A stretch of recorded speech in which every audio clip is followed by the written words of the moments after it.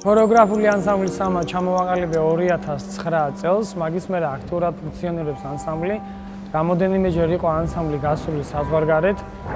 ვიყავით ბულგარეთში, რუმინეთში, სასომხეთში, თურქეთში.